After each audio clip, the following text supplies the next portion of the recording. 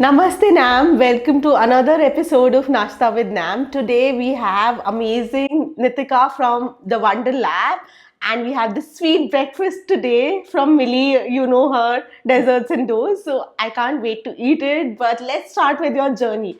So as kid, like science experiments always fascinated me. But as an adult, आपको कैसे लगा कि I want to start this as a business?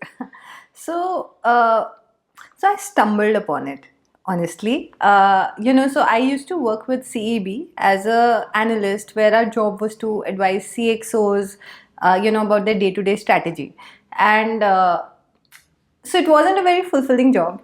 And honestly speaking, I wouldn't see what we would tell them to actually, like, for them to actually implement it. So I was looking for something I wanted to do. And in one of my family visits to my Tauji's house, so he owns a factory in Okla where he makes equipment for colleges, like science colleges, MSc students, and he had a liquid nitrogen cylinder right there. Okay. And he was like, Nitika, let me show you something cool today. And he got mangoes out and he dipped them in liquid nitrogen and he fed them to me. And I was like, wow, this is such a fascinating experience. If I, as a child, would have experienced something like this, maybe I wouldn't be doing what I'm doing today. I would be doing something a lot more cooler, different in my work life. And I spoke to him and I said that, I want to start teaching children over the weekend. And that's how I started teaching science to children over the weekend. Okay. Yeah. And then you gradually started doing events. Yeah, so it was a journey. So I started teaching. My objective was to make science exciting for children. And we had these cute little projects where we would make like tiny traffic lights, teach them how a switch works, make potato batteries. So we would do that. My kids would have loved that. We would, also I would teach states of matter. So what are the 3 states of matter using slime making, oobleck and dry ice. So that was a very popular classroom that I would do.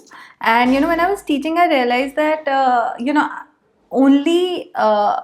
I could only teach 10 children at a time, maximum 15. Yes. And I wanted more children to experience this. So I decided to manufacture super science kits at that time. So I had like a super science junior kit and a senior kit. Okay. And that's how I launched those kits. When I launched those kits, that's when, I thought that let me, sell these. So I was at this exhibition in Ambience Mall. And when I was selling them, people told me, please come to my child's birthday. And initially my response was, I'm an educator, I'm not an entertainer. But then it just struck me that if I could take, education, that is making science fun, to a moment where children love the most, right? They would associate science with like happy memories, right? We'll create memories for children where science is fun.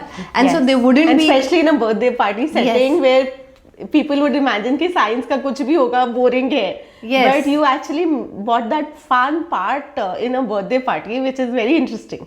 Yes, so that was the idea, and that was a switch almost. And this happened this is 2014 I'm talking about, right? Like, so by the time we started doing this, it grew very organically. And I was doing this while doing a job. So this used to be my weekend gig. And slowly, like in the meantime, I also had my son. That's when, I said that, okay, let me do this full time. So that's how, science parties or edutainment was born. Oh, that's wonderful. I want to know that you are in a service industry also, like these events. And a lot of time, like I see entrepreneurs struggling scaling up because they end up doing everything themselves. But you have been able to manage this with a beautiful team that you've created. So I want to know, how did that step of delegation learning started? Right. Honestly, it didn't start right away, right? Delegation was something that I learned the hard way. There was a moment when I couldn't do an event because I ended up getting hospitalized. The event was on the next day, and I realized that if the business is going to be dependent purely on me, the growth will be limited, right? So that's when, I started delegating. So my first step was to get myself out from the day-to-day events. So I built an operations team, wherein I had someone who would do the delivery, and I had someone in the back end who would prepare for that. So that was step 1. So first you delegated the operations part of it. Correct. Second, then I was spending a lot of time just doing sales calls. So the second step for me was to create a sales team. So I developed a sales team where all the calls were taken by someone in the team, and I was there to guide them. So was the quality compromised initially, or like because मैंने ये देखा है entrepreneurs में, the moment they start delegating, एकदम they feel कि oh we were doing it at a particular quality level, but वो एकदम से dip आ गया.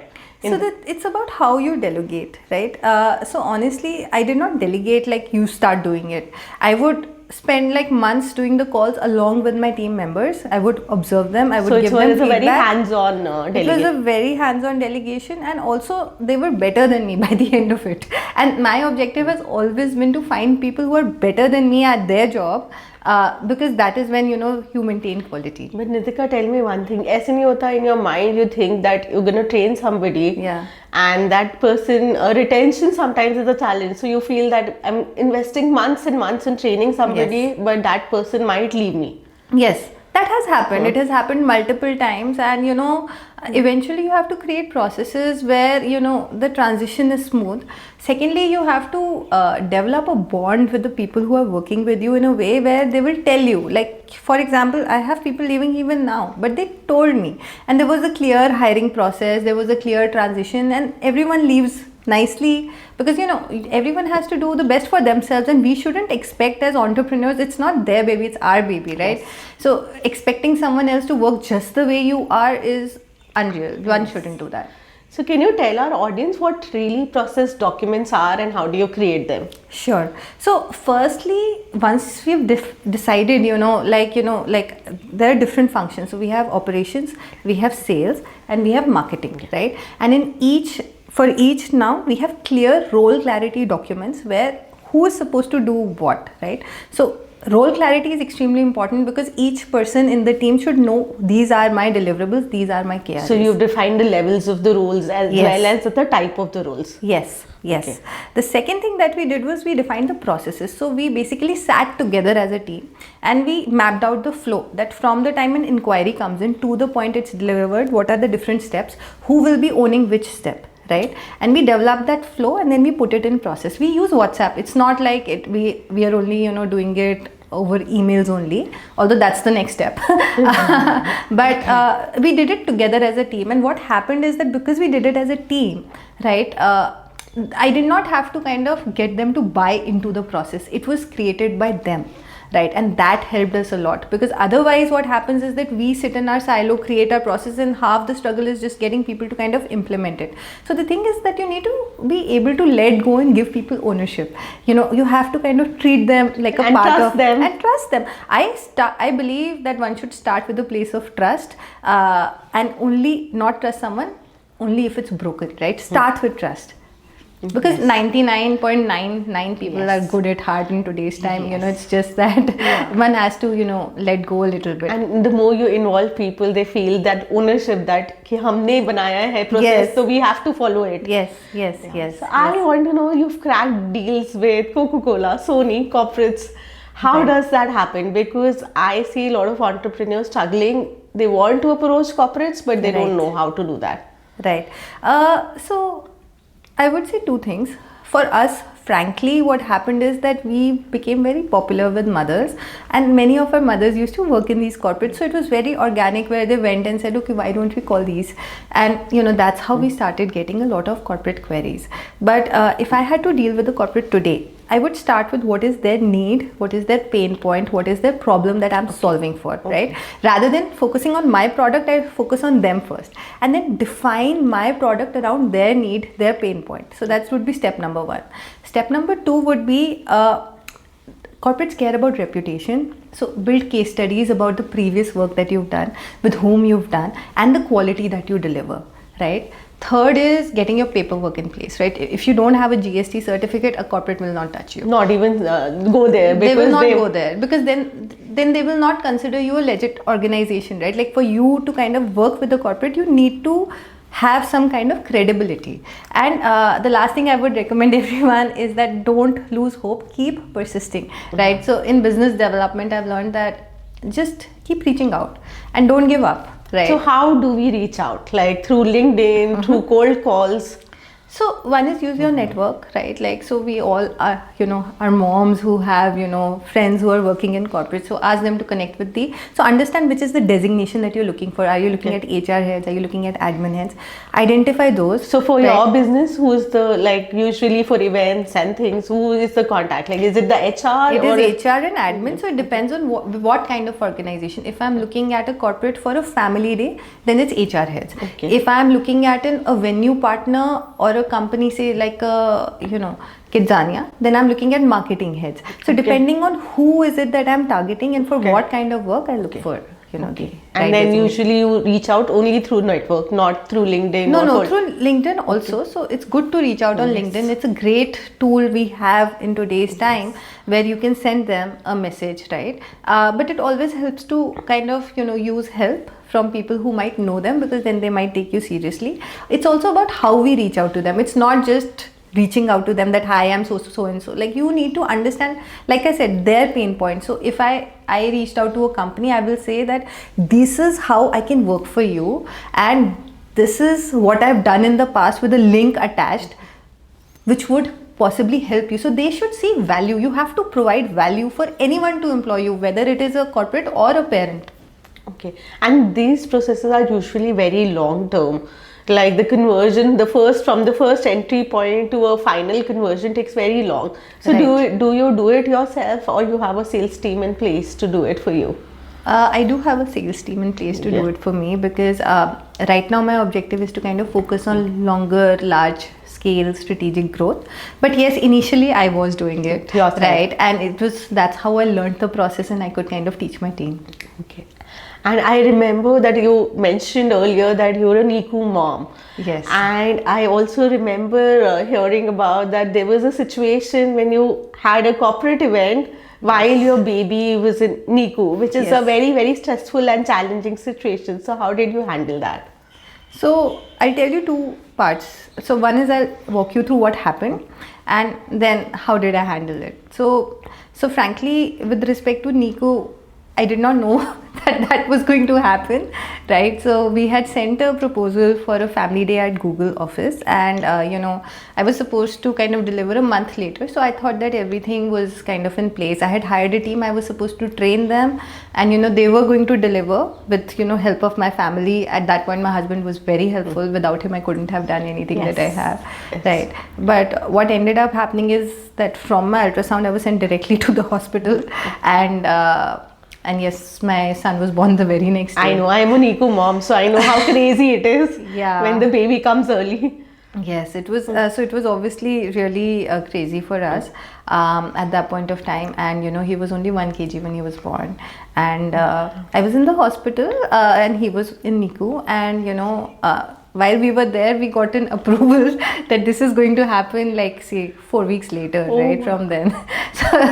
So now that it was Google, and it was my first large corporate family day, I knew that I couldn't let it go.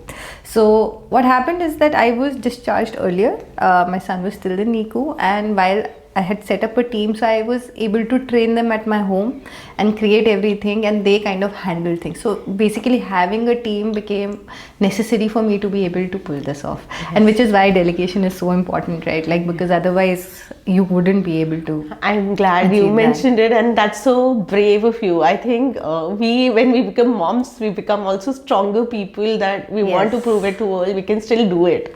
Yes, and that's where I would like to come back to, how did I handle the stress? So, I would like to advise this to all the moms here, honestly, is when we decide to become entrepreneurs, right? It is liberating. We get to do work at our own pace, but also then we decide that it's our choice. Like, we have to accept that it's our choice. We've made this choice and we have to walk this path. So when we feel stressed, it helps to kind of know that, it is not something that someone else has forced upon us. We chose it. And because we chose it, then, you have to think about what's under your control, right? Like, when you think about what's under your control, you kind of think about what is the one thing that I can do. And so with one step at a time, you kind of start solving the problem and focusing on the solutions. The other thing I'd like to say is that we need to be kind to ourselves. Like, as moms, we have our homes, and we have children, we have our business, we have our teams. It's a lot that we take on, right? So, and you're like, I couldn't do this, I couldn't do that. but also start recognizing, look, I was able to achieve that. So each problem that we face, each failure is actually an opportunity to learn, right? Yes. And each time you've overcome it, you have to pat yourself on the back and recognize it. You have to kind of celebrate it. Yes. Right. I also tell everybody, celebrate small wins. We keep waiting for the big ones, but Yes. you should start celebrating small ones. Yes. Yes. Lastly, I want to ask you, like, you are running a product-based business as well as service-based businesses. Right. So is it like two businesses managing together, or Yes. it goes hand in hand? So yes, and that is something which I've always thought about. But what has happened is that they marry very well with each other, because as in events we get to tell people about our products, and what happens is they are able to kind of take up, return gifts. The product itself works as a support to our events. Yes. The other thing is that in events we are only able to teach a little bit, Yes. and my heart was always in teaching. So my objective was, through science kits that we manufacture, is also to kind of help children really understand the concepts that we are trying to teach, kind to learn them and kind of taking them further. Yes. To grow. And I remember that you've touched like 1 CR turnover this year. You're going to close it. So hats Yes. off to you for Thank that. you. But I also wanted to know what percentage is services and what percentage is products, and how do you bifurcate it? Like where to focus more? So majority comes from services right now. More than 80% comes from services. However, the long-term goal is that we want products to take up a larger share, because I do think that that's very scalable, and events as a vehicle to help our products reach our clients. Okay, that's wonderful. So last set of tips that you're going to give to a budding entrepreneur in a similar space, like top 3 tips that come to your mind. First thing that I'll say, which I've learned the hard way, is that never brush anything under the carpet, okay? And never live with some fear of losing somebody. So I'll elaborate that a little bit. When you're in a conversation with your team and there's something that didn't go the way you wanted to, or somebody you feel is not aligning with your goals, but you kind of let it pass, because you're scared that, oh, what if this person leaves? Goes away, huh? What am I going to do, right? I have learned the hard way that it's good to have the honest conversation there and then, and to clarify things, right? It helps you so much to avoid any kind of bigger struggle that you might face in future. So my first tip to anybody is going to be that don't brush things under the carpet, right? Like deal with it there and then, right? And also, as moms, so I face this as a mom. I'm very dependent on my team, right? And sometimes what happens is the team understands that, but you need to maintain a balance in power, where you give them power, empower them, and at the same time don't let anyone take power away from you. Yeah, like the authority should stay, right? Yes, that's extremely important, while being very humble. So I am not the kind of person who'll ever say do this, right? I always listen for everyone's opinion, but at the same time eventually it should come from you, and you should do what you feel in your heart is right. And the last thing I'd repeat is, like, be kind to yourself and celebrate the wins, because that's extremely important, because that's important. I'm so glad you mentioned self-care as well, because I believe that self-care is most important, right, while raising your business, while raising your kids. Right. Thank you so much, Nitika. It was so lovely having you today on the show. Thank you, I Ankita. hope you enjoyed. I'm sure they're gonna so much learnings from this show for the entrepreneurs. I hope so too, and it's a pleasure. I loved chatting with you, Ankita. Thank you, Nitika, for coming. This is a hamper, healthy goodies hamper from Sebor, one of our mompreneurs again. Should we try the goodies by Millie? Yes, I would love to. Thank you.